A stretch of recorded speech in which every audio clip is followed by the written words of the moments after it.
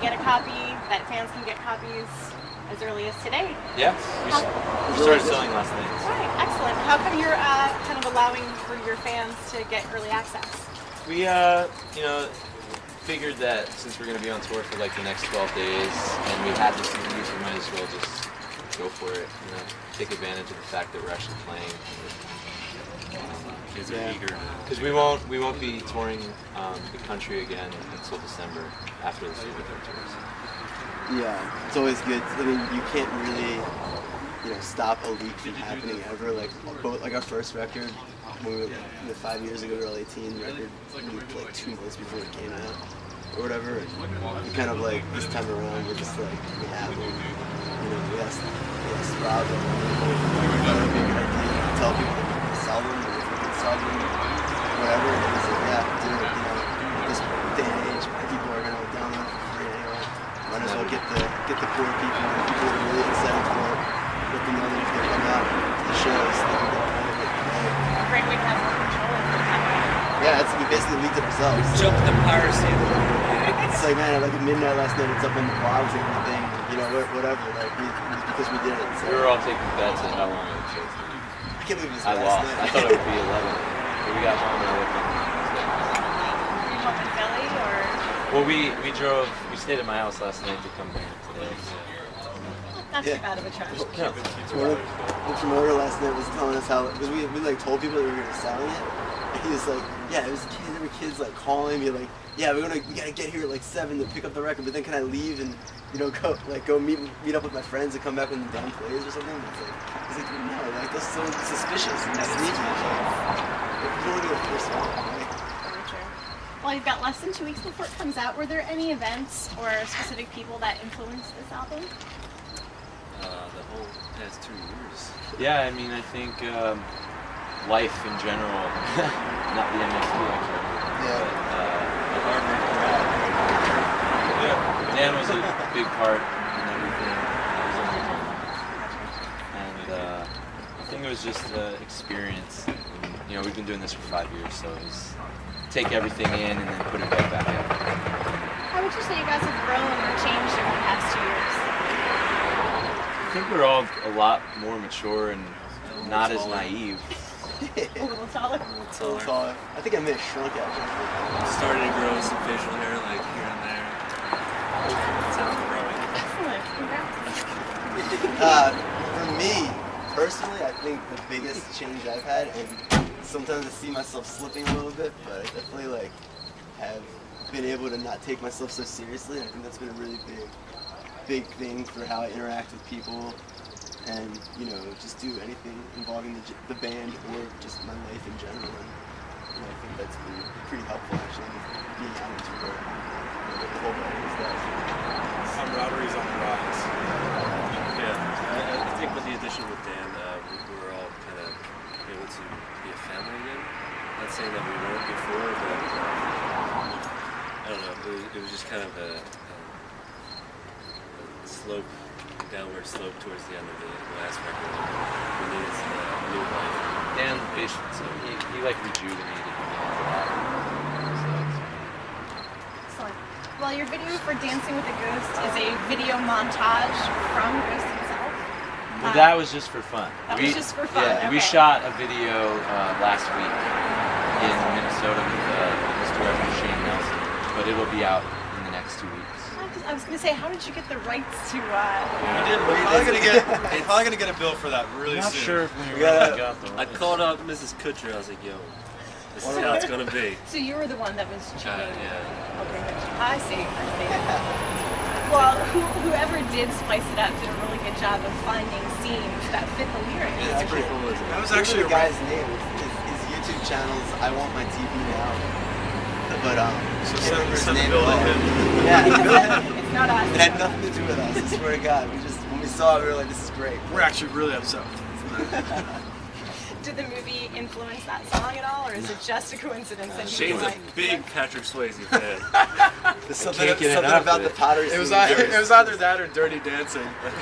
It was the Ghost theme Patrick Swayze or Dirty Dancing Patrick Swayze. Big up to Swayze. Yeah. The video for Spinning Out is a karaoke style, follow the dancing ball, and somehow there is a puppet shark. Can you explain a little bit about that?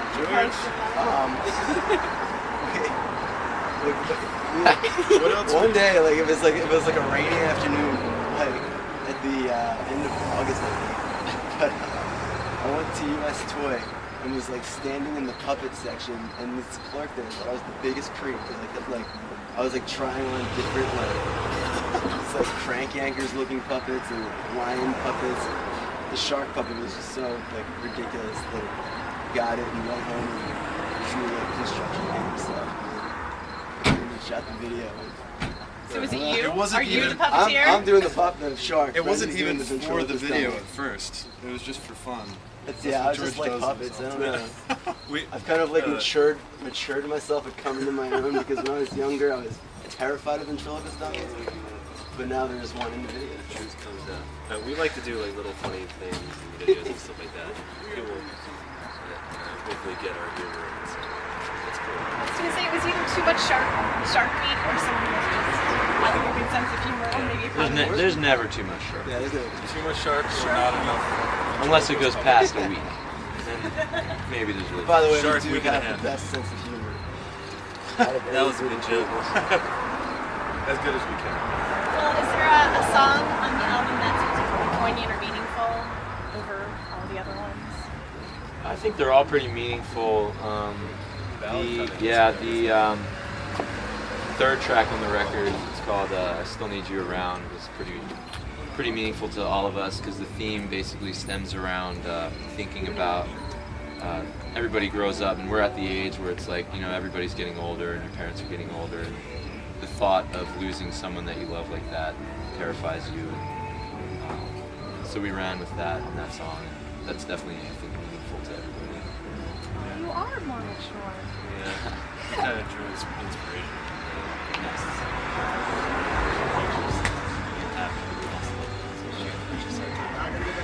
It affected us, but you know. My mom's a breast cancer survivor, so it's definitely. While you guys are touring with Automatic Love Letter. Black flag. How did you guys get? Rather random. How did you guys get linked up with that band? It's a Good long question. story. We are actually routing our way out to another tour that starts in about 2 weeks, and we had talked to our agent about.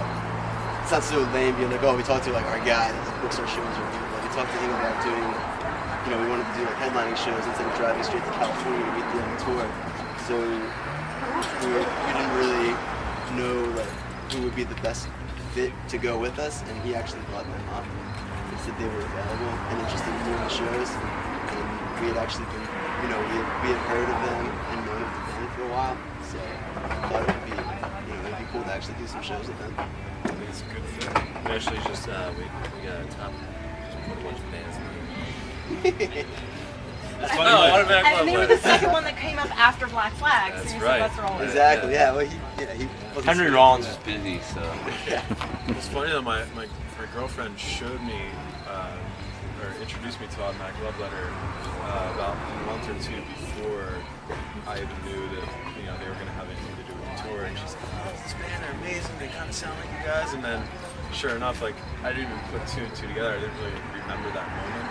And then she saw that they're on the bill as well. And she's like, this is the band I showed you like 2 months ago. It's pretty I weird. swear I listened to you Yeah, guys. yeah. Any plans to collaborate on stage or not on stage? Not as of now. It's Second Still day, early. we're still kind of getting used to each Just other. met each other. Yeah, still getting their names right. But hey, you never know.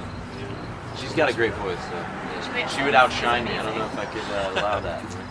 You gotta wear a low-cut shirt. Nice and sexy and all that.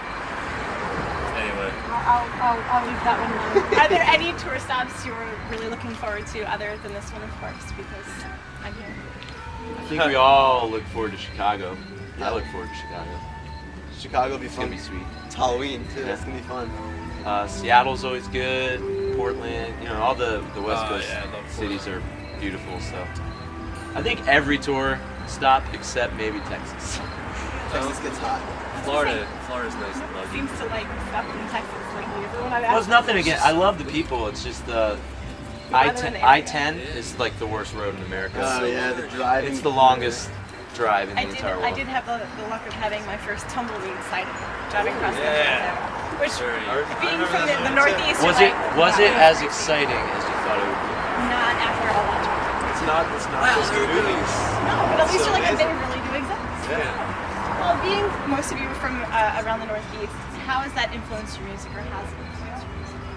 I just usually like to say everything kind of influences our music when it comes to like our surroundings, or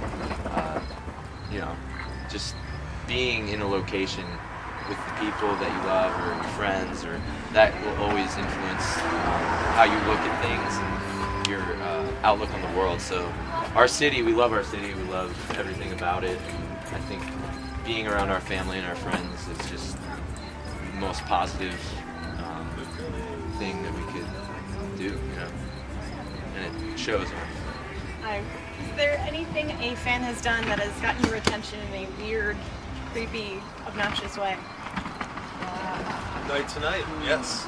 I can't remember anyone specifically, but they always have some sort of interesting story to talk about at the end of the night. When the show's over and you're just hanging out at the merch booth,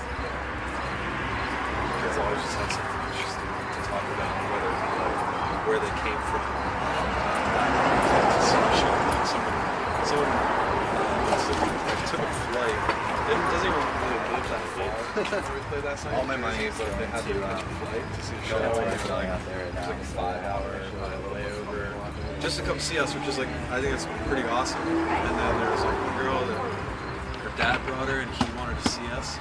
Maybe, who really knows? But he didn't make it in because he was like throwing up, sick in the car. And the girl just spent the whole night in the show. Even stayed for like an hour or 2 hours after the show. I'm like, go let your dad take you home or something. Like, it was crazy. So like, there's something interesting every night going on. I don't think it's necessarily creepy. Is it like, you kind of have to look at it from the fans' perspective. That like, they're just so stoked to see your band, to hang out with you, and like we're the kind of band that likes to interact with our fans and likes to let them, kind of get to know us a little bit better. Like, to say it's creepy, it's just kind of there are a lot of fans that have to, go above and beyond. Like some fans that come and see us in Australia.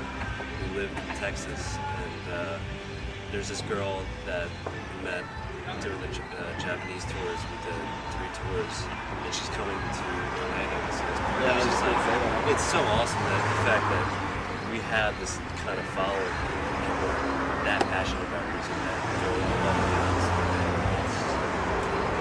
So it sounds like you're quite an influence across the world. Part of our website is that we link entertainment with social causes. Are there any charities or social causes that you guys are kind of promoting through your celebrity?